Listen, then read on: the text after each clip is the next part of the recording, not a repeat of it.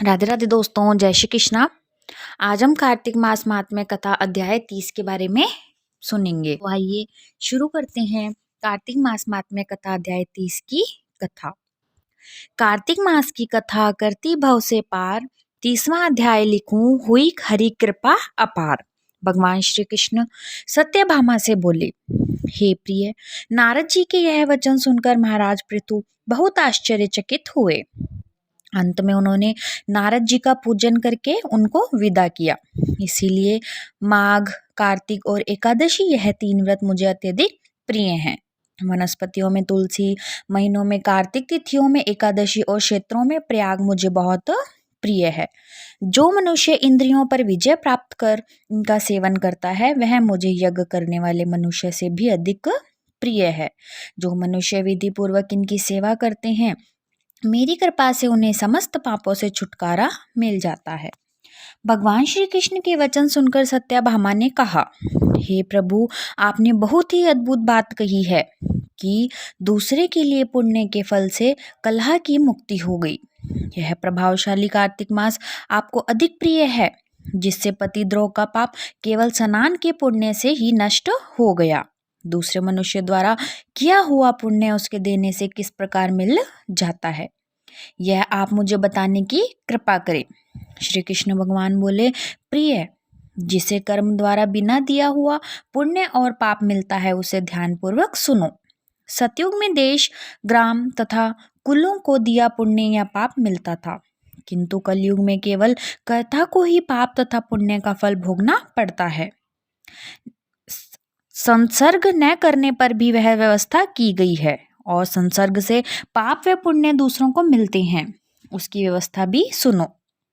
पढ़ाना, यज्ञ करना और एक साथ भोजन करने से पाप पुण्य का आधा फल मिलता है।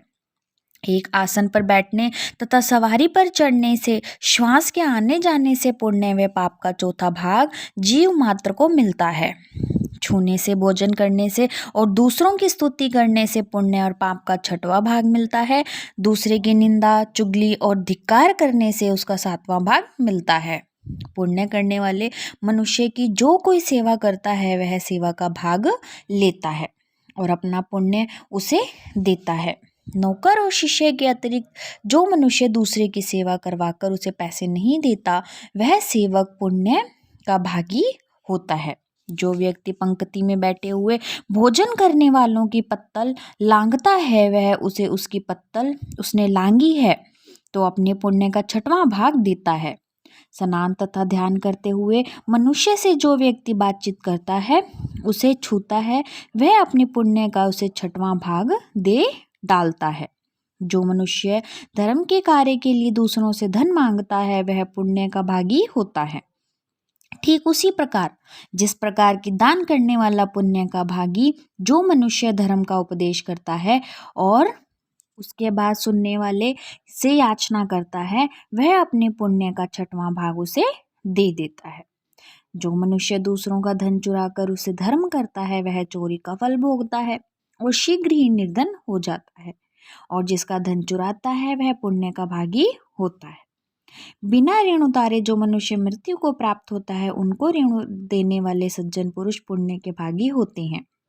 शिक्षा देने वाला, सलाह देने वाला, सामग्री को जुटाने वाला तथा प्रेरणा देने वाला यह पाप और पुण्य के 6ठे भाग को प्राप्त करते हैं। राजा प्रजा के पाप पुण्य के का भोगी होता है। गुरु शिष्यों का, पति पत्नी का, पिता पुत्र का, स्त्री पति के लिए पुण्य का 6ठा भाग पाती हैं। पति को पसंद करने वाली आज्ञाकारी स्त्री पति के लिए पुण्य का आधा भाग ले लेती हैं। जो पुण्य आत्मा पराये लोगों को दान करते हैं वह उनके पुण्य का 6ठा भाग प्राप्त हो करते हैं। जीविका देने वाला मनुष्य जीविका ग्रहण करने वाले मनुष्य के पुण्य के 6ठे भाग को प्राप्त करता है। इस प्रकार दूसरों के लिए पुण्य अथवा पाप बिना दिए भी दूसरे को मिल सकते हैं, किंतु यह नियम जो कि मैंने बतलाए हैं ये कलयुग में लागू नहीं होते। कलयुग में तो एकमात्र कर्ता को ही अपने पाप व पुण्य भोगने पड़ते हैं। इस संबंध में एक बड़ा पुराना इतिहास है जो कि पवित्र भी है और बुद्धि प्रदान करने वाला कहा जाता है। और यह हमारी कथा पूर्ण हुई।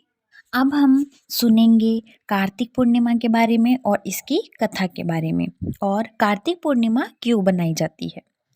हिंदू कैलेंडर में कार्तिक पूर्णिमा को एक शुभ दिन माना जाता है।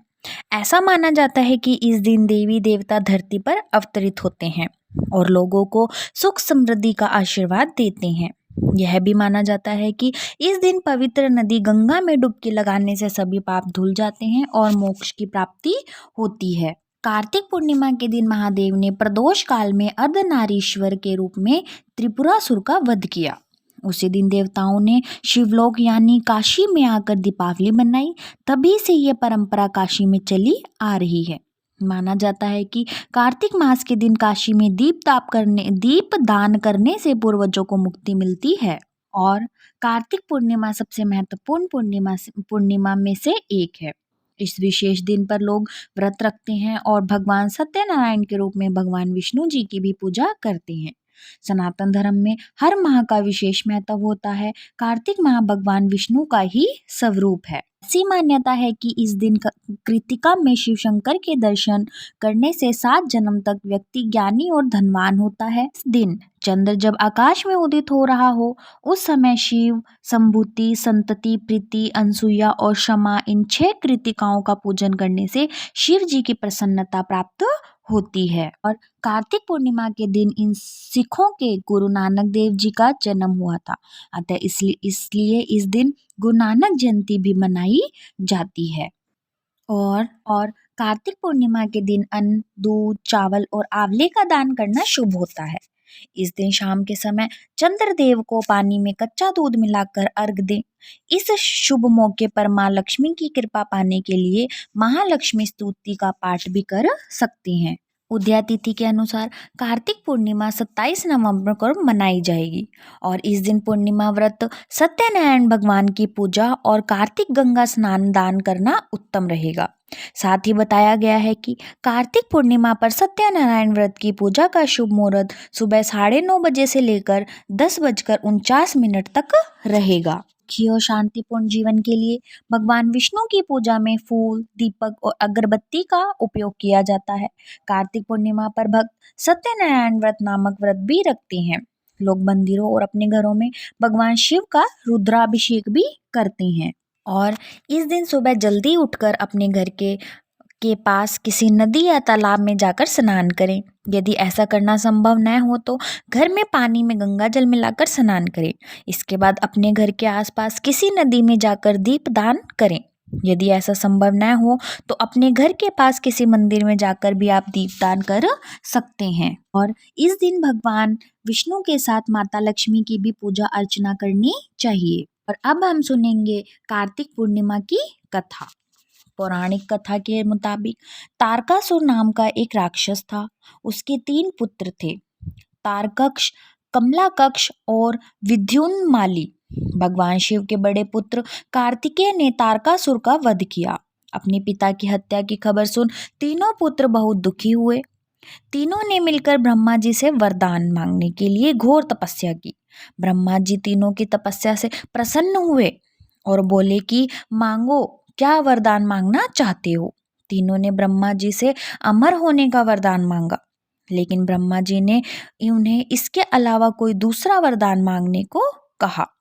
तीनों ने मिलकर फिर सोचा और इस बार ब्रह्मा से 3 अलग नगरों का निर्माण करवाने के लिए कहा, जिसमें सभी बैठकर सारी पृथ्वी और आकाश में घूमा जा सके।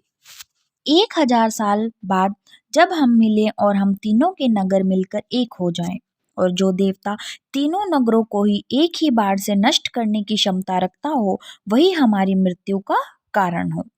ब्रह्मा जी ने उन्हें ये वरदान दे दिया। तीनों वरदान पाकर बहुत खुश हुए। ब्रह्मा जी के कहने पर मैं दानव ने उनके लिए 3 नगरों का निर्माण किया। तारकक्ष के लिए सोने का, कमला के लिए चांदी का और विद्युन्माली के लिए लोहे का नगर बनाया गया।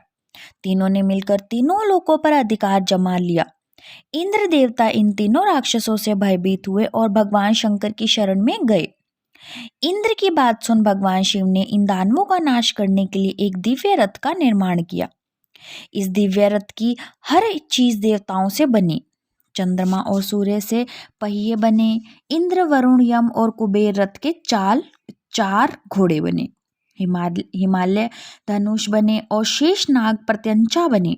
भगवान शिव खुद बाण बने और बाण की नोक बने अग्निदेव। इस दिव्य रथ पर सवार हुए खुद भगवान शिव। भगवान से बने इस रथ और तीनों भाइयों के बीच भयंकर युद्ध हुआ। जैसे ही ये तीनों रथ एक सीध में आए, भगवान शिव ने बाण छोड़ तीनों का नाश कर दिया। इसी वध के बाद भगवान शिव को त्रिपुरारी कहा जाने लगा।